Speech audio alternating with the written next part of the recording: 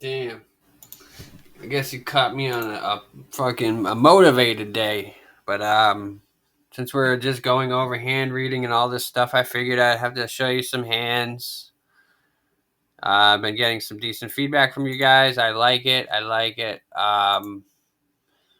What do we have here? What do we have here? Um, limp, limp, limp. So we just limped. Sure. I mean, what else are we gonna do? Raise 9-6.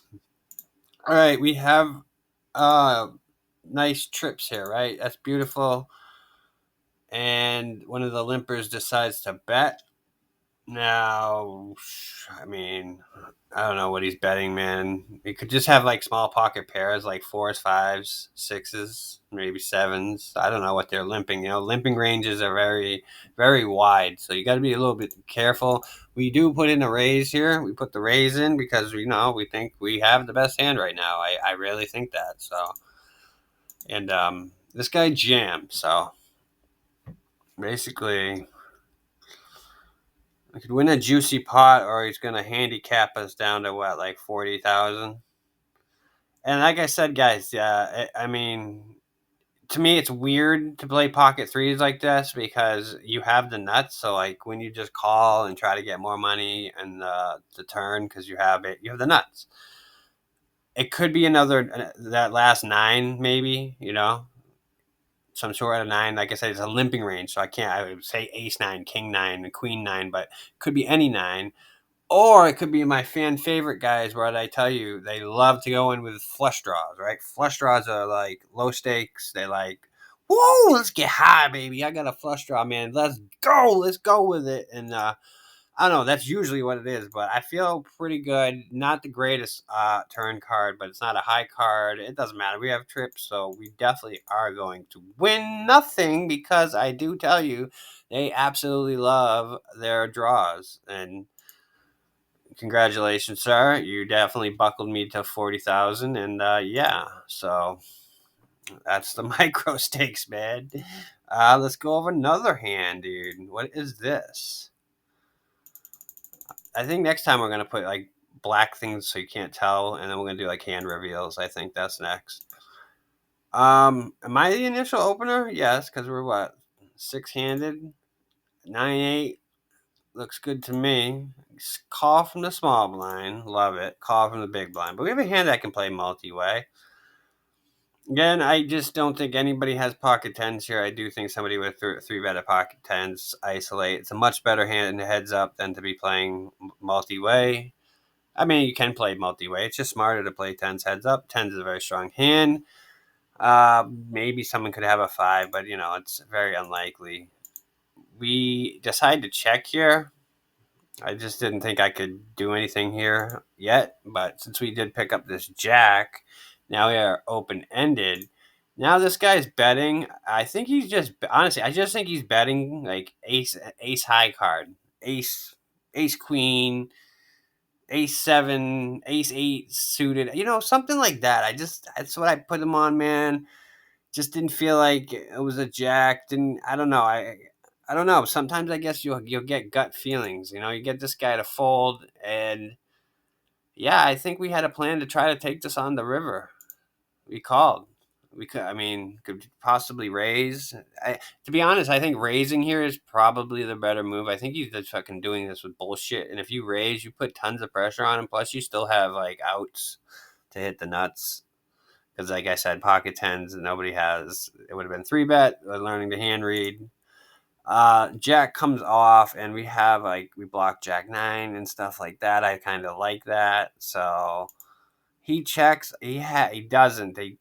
He definitely would bet a Jack, and he definitely would bet like any 10x here. He would.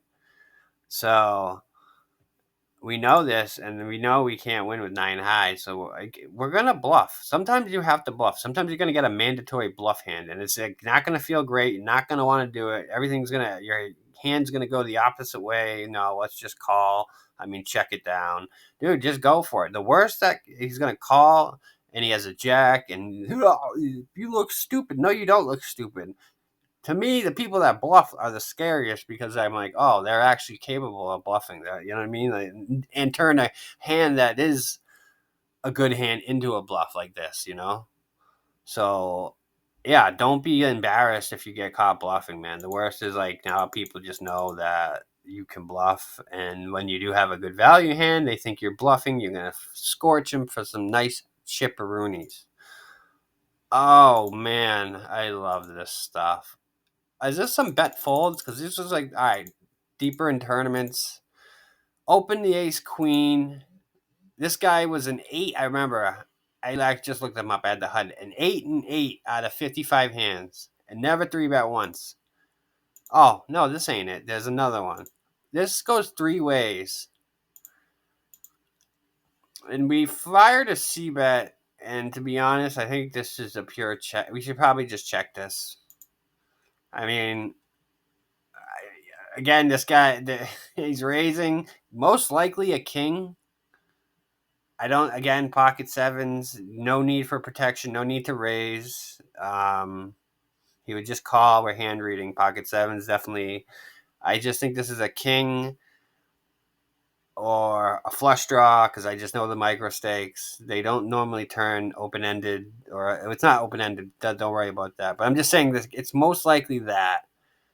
And we really can't continue. Like, it's like, yeah, we're high up in our range, but we screwed up by c betting here. So maybe we could have called a bet, but since we made the mistake, now we just have to fold and live with our mistake and go to the next hand. Don't be a hero, guys. The micro stakes, they don't bluff enough, and it's just better sometimes to move on to the next hand. So king queen offsuit from the cutoff. Obviously, we open it and get called from the big blind. We have the king, we block it. It kind of matters in a way. So we fire out a small C bet. We get called. I'm like, all right. So maybe you could have some shitty fourth shit or 3, because I did bet small. Or you definitely could have some shitty ace, something like that. And that queen comes, so this is a perfect check back. I'm just going to check it back because we do have showdown value. And I like how I blocked the diamonds in a way. But then when the 10 of diamond hits here, I start to say I lose to more than I think I beat, to be honest. It's like, yeah, it was good to have the diamonds now, but now I don't want the diamonds because I think it's more ace. I think him betting over pot here is just like, could be a 2 pair. You could have like ace 10 or something, um, ace 3, something like that. It's just, and I'm just like, to me, I just have a bluff catcher, and it's like, yeah, I have the king of diamonds, but I don't know. At the end, I don't want this king of diamonds because it's like I'm blocking his bluffs. So is he really bluffing? No, he has an ace. The worst, he has an ace. I think he probably has some sort of like 2 pair. Um, ace 10, you don't know with these players. Normally, you should 3-bet that against the cutoff, definitely. So maybe ace 10. But he definitely could have like ace 3 offsuit or ace 4, just things like that. I just think we lose way more than we win here. And if you look at our chip count, we still have a real good, this is why you should always look and be like, is the risk worth it? Is the risk worth it? To me, it wasn't. And yeah, we're going to have a defense. You know what I mean? I'd rather have what I have instead of, again, just because player pool does not bluff. I bluff on the river and I do things, but that doesn't mean like the percentage of players in the low stakes, micro stakes do not bluff enough on the river. It's very rare. I make hero calls these days. I did the other day make a few, and I'm surprised that it got through, but I was like, wow, maybe people are starting to bluff a little more than they used to be, but still, river is a very tough. They don't bluff enough. Yeah. Oh, this was the one. This guy was a 8-8 out of like 55 hands. Never 3-bet once. And I don't know, guys. Yeah, this ace queen. Everyone loves ace queen. To me, I love and hate the hand. I think it's great, but I lose so many times with it. And I always go fucking ace queen. It's always ace queen. Yeah, when he jams here, It's another what, 120,000. Again, I have a decent chip count over people. Um, again, he's just too tight. Like I'm like, he's got ace king, aces, and my ace queen is. It's not in good shape against this guy's range. So just learn to bet fold. You can bet fold hands like this, and you're not a nit. Trust me, you're making the right moves. Especially if this guy, like I say, is 8-8, 55 hands, never three bet once. I'm not. We're just not messing with that. There's just no point, dude. We have a couple more hands. That's it. Um, yeah, I think this is just a good jam. About what do we have? Like 15 big blinds. Of course, we're gonna just jam because if we just open, it sucks and miss the flop. I'd rather just say let's jam. We have two Broadway cards, but right when I get snap called by the small blind that covers me, maybe this was a bounty tournament, but I was like, man, never feels good to get snap called. Um, but we have the king of diamonds. We got a nice diamond draw here. We do spike the flush, so I think we're pretty happy. We're about to win a nice juicy pot here. And no, that guy just definitely made the correct move. Ace Jack is such a powerful hand. Ace Jack suited, and yeah, just had me completely dominated. Congratulations, sir. You knocked me out. Well, there's not much to say here. I think this is just a standard shove here with about 14 big blinds. It's hard to bet, and then I wouldn't want to bet two big blinds and then have the big blind jam on me. It's just worse that I'd rather be the person jamming and they have to call it off if that makes sense to you guys. All right. Oh, what is this? The hand that I already did or some shit?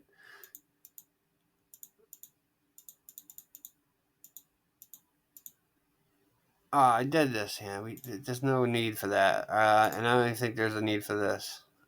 Oh, maybe this is my final hand. Jack 10 suited. What a pretty hand, right? We get a under the gun raise. Another one.